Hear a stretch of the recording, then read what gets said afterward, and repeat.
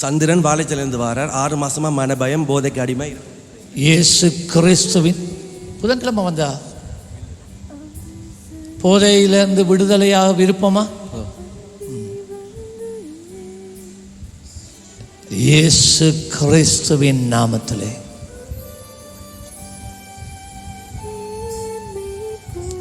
இவனை போதை வஸ்துக்கு அடிமைப்படுத்தி இருக்கிற பொல்லாதாவியே, இவன் மேலாக இருக்கிற அதிகாரத்தை முறிக்கிறேன்.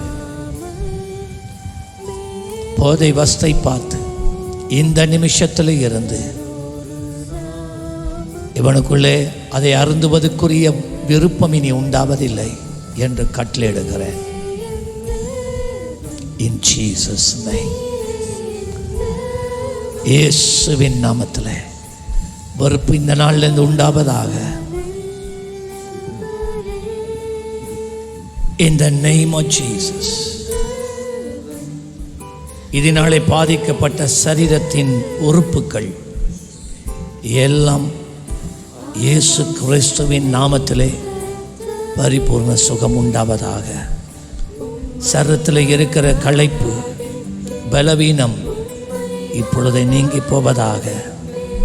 சிந்தையிலே இருக்கிற மாறாட்டம் நீங்கி தெளிவான சிந்தை உண்டாவதாக. இயேசுவின் நாமத்திலே விடுதலையை கட்டளையிடுகிறேன். ஆமென்.